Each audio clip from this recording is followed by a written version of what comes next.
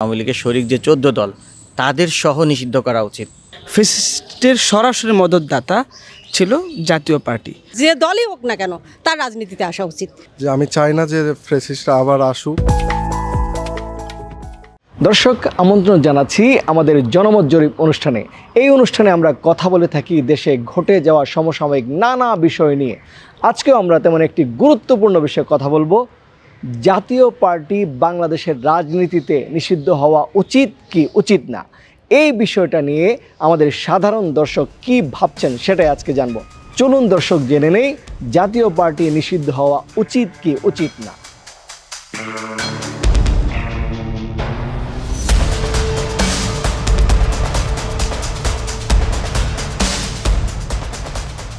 বাংলাদেশের রাজনীতিতে জাতীয় পার্টিকে নিষিদ্ধ করা উচিত কি উচিত না, আপনার কি মনে হয়? আমার মনে হচ্ছে শুধু জাতীয় পার্টি না, যে আওয়ামী লীগের শরিক যে 14 দল তাদের সহ নিষিদ্ধ করা উচিত। কারণ এরা আদতে বিভিন্ন নামে নামে ঘুরতেছে, আসলে কিন্তু এরা সবাই আওয়ামী লীগ, এরা সবাই ফ্যাসিস্ট। এরা ফ্যাসিস্টের দোসর না, এরা সরাসরি ফ্যাসিস্ট। সেক্ষেত্রে হচ্ছে জাতীয় পার্টি সহ আওয়ামী লীগের সাথে যারা ছিল 14 দল, এই 14 দলকে একদম নিষিদ্ধ না, নির্মূল করা উচিত। কারণ এরা এখনও ষড়যন্ত্র পাকাচ্ছে। আমরা দেখতে পাচ্ছি বিভিন্নভাবে তারা আমাদের দেশকে অস্থিতিশীল পরিবেশের দিকে নিয়ে যাচ্ছে। আমরা চাই এদের সবাইকে নিষিদ্ধ করা হোক, বিশেষ করে জাতীয় পার্টিকে তো অবশ্যই নিষিদ্ধ করা উচিত। আমার মতে তারা বাংলাদেশের রাজনীতিতে বর্তমান প্রেক্ষাপটে তেমন গুরুত্বপূর্ণ ভূমিকা রাখছে না। তো আমার মতে তাদের না থাকাটাই বেটার বাংলাদেশের রাজনীতিতে আর কি। আমি যেটি মনে করছি যে বাংলাদেশ জাতীয় পার্টি, আমরা জানি গত 16 বছরে যে ফ্যাসিস্ট ছিল, ফ্যাসিস্টের সরাসরি মদতদাতা ছিল জাতীয় পার্টি। তো সেই জায়গা থেকে যদি আমরা বলি তাহলে তো একদমই তাদের থাকা উচিত না। আবার বর্তমানকালেও তাদের এমন কিছু কাজবাজ আমরা দেখছি তাদের কাজ নিয়ে আমাদের অস্তিত্ব নিয়ে প্রশ্ন তৈরি করেছে, যে আমাদের জাতির কল্যাণের বিরুদ্ধে, জাতির উন্নয়নের বিরুদ্ধে তারা যেভাবে উঠে পড়ে লেগেছে, আমি মনে করি কখনোই তাদের নির্বাচনে থাকা উচিত না, কিংবা আমাদের এই দলটাই থাকা উচিত না আমি মনে করি।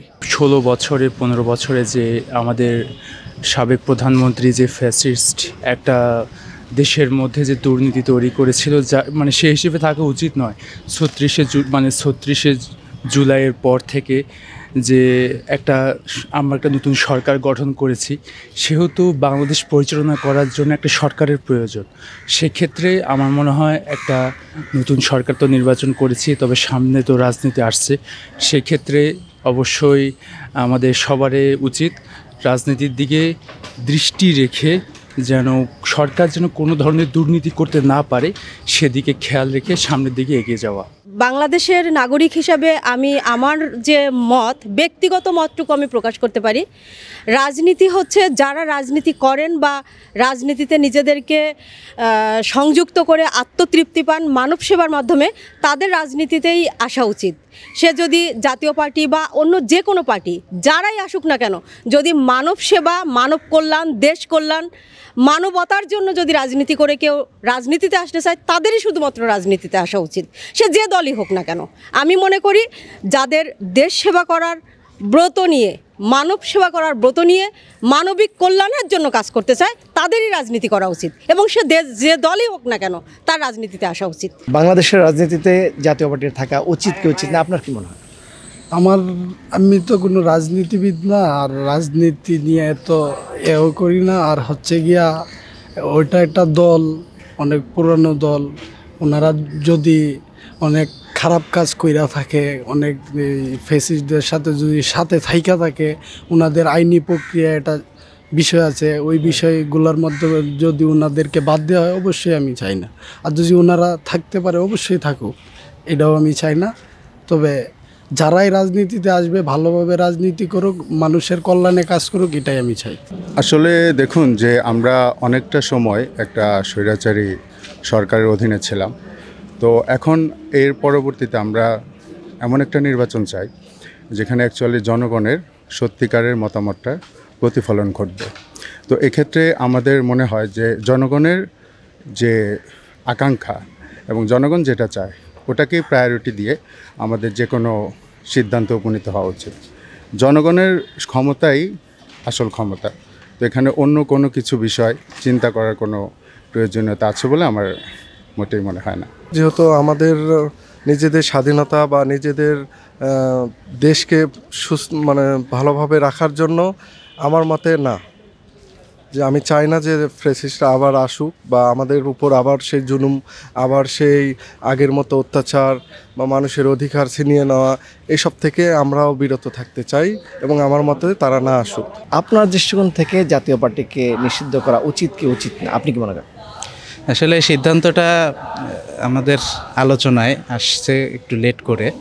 এটা আসা উচিত ছিল ওই আওয়ামী লীগ যখন নিষিদ্ধ হয়েছে তখনই এটা আসা উচিত ছিল, কারণ আমরা জানি জাতীয় পার্টি যে কাজ করেছে, বিশেষ করে স্বৈরাচারীর দোষর হিসেবে তারা নির্বাচনকে বৈধতা দিয়েছে এবং তাদের ভূমিকার কারণে কিন্তু দেশের এই অস্থিরতা বা আমরা যা কিছু দেখছি এটার ক্ষেত্রে তাদের অন্যতম ভূমিকা ছিল। ফলে আওয়ামী লীগের সাথে সাথে সেই একই টাইমে যদি আমরা জাতীয় পার্টি সহ 14 দলের নিষিদ্ধের দাবিটা ওই সময় উপস্থাপিত হতো এবং একই সাথে যদি নিষিদ্ধ হতো সেটা বেটার ছিল, কিন্তু একটু দেরিতে হওয়ার কারণে অনেকে হয়তো এটা ভিন্নভাবে নিচ্ছে। কিন্তু যেহেতু আলোচনা দেরিতে হলেও এসেছে এবং আমরা চাই যে এটা জাতীয় পার্টি সহ অন্য যে 14 দল আছে তাদের ভূমিকার কারণে তাদেরকে বিচারের মুখোমুখি করা হোক এবং তাদের কার্যক্রম নিষিদ্ধ করা হোক। সেটা আসলে আপনার সাধারণ জনগণের সিদ্ধান্ত। যদি জনগণ মনে করে থাকে যে জাতীয় পার্টি থাকা উচিত, সেটা তাহলে অবশ্যই থাকতে পারে। আর যদি জনগণ মনে করে না থাকা উচিত না, সেটা জনগণের সিদ্ধান্ত নেবে।